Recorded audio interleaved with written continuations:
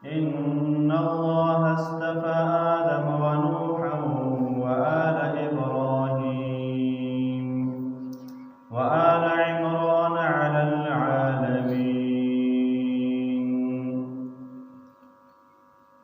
سورة آل عمران شروع مخکیت کی اللہ رب العزت د اطاعت د الله تعالی او درنګي اطاعت د رسول یعنی تابعداري د الله تعالی او د هغه پیغمبر تابعداري دې خبره ذکر او بیان وشو. زیرا کوم خلق د الله تعالی او د هغه پیغمبر تابعداري کوي اطاعت کوي نو بس دا خلق چې کامیاب دي. او کفا ان تولوا فإن الله لا يحب الكافرين. که سړی د الله تعالی د احکاماتو د پیغمبر طریقو نه مخ وړول نو دا سړی همیشه د پر ناکامي کې دی او د چې خلکو سره الله تعالی محبت نه ساتي. ولې ځکه چې مخکې آیات کې الله تعالی ویلو قل ان کنتم تحبون الله فاتبعوني. که چېرې تاسو محبت کول غواړو د الله تعالی سره نبی کریم صلی الله علیه وسلم فرمایي تاسو د ما تابعداري وکړو. نو همیشه د پر دا خبره یاد ساتل پکاري چې کله هم د الله تعالی احکامات او د پیغمبر په سنتو تابعداري نه وي نو دا ژوند په ناکامي صورت کې وي. او د نن آیات کې ان الله اصطفى آدم ونوحا وآل ابراهیم.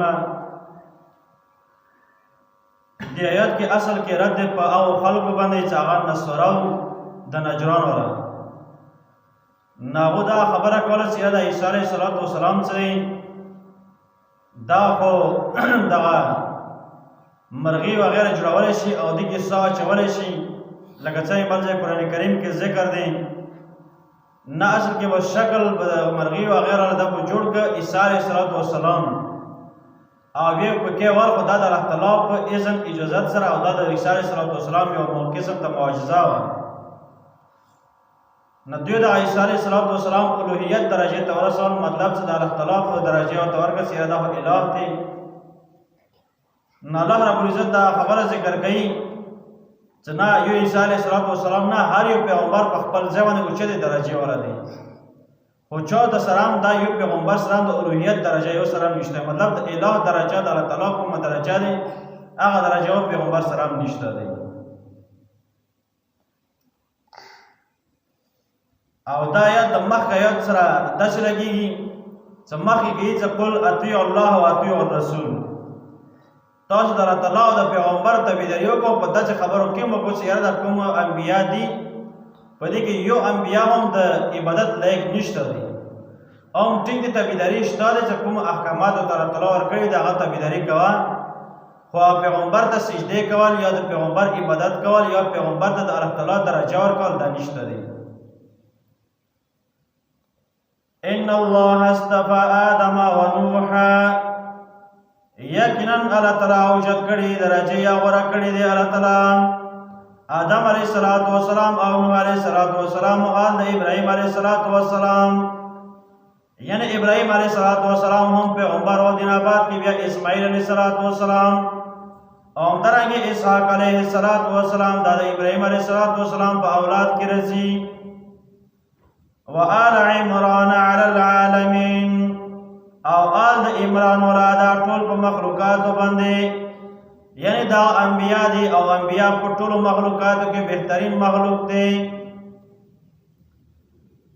بل ذکر الله قرآن کریم کې بنی اسرائیل متعلق کی صدا مو غوړه کړیو په ټولو مخلوق باندې. خو هغه ځکه معنی دا چې کوم د زمانه کوم مخلوق کوم هغه ټیم کې خلق په هغه باندې بهترواله ورکړو.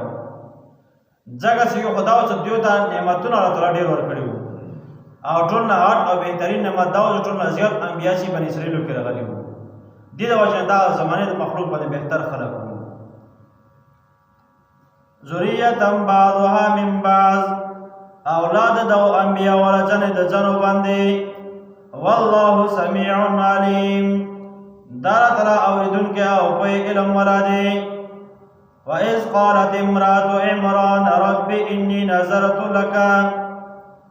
چکلا ویلو خجد عمران اے دمارا با انی نظرت لکا ما فی بطنی محررا ما نظر کړی دی هغه نظر منلی دی هغه څه د کوم ما په خېټه کې محررا آزاد کړی شوی مطلب د شیطان چونډې نه او همدارنګې د شیطان وسوسو نه آزاد پاک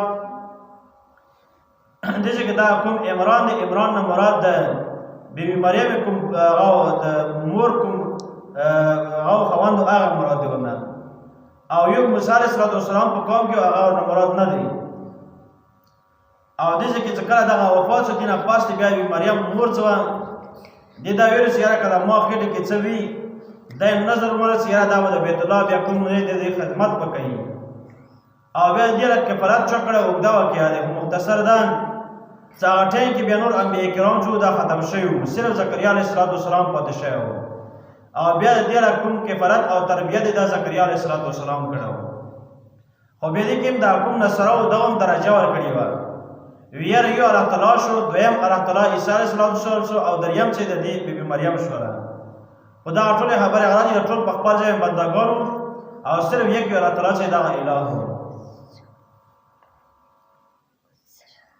انی نظرت لك ما في بطني محررا فتقبل مني قبول کا دمانا انك انت السميع العليم یقینا ته اوریدونکي او علم لري